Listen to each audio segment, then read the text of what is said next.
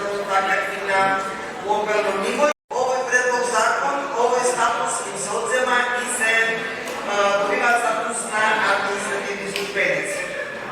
Со тоа во самиот предлог закон за инспекцијски надзор навистина не донесува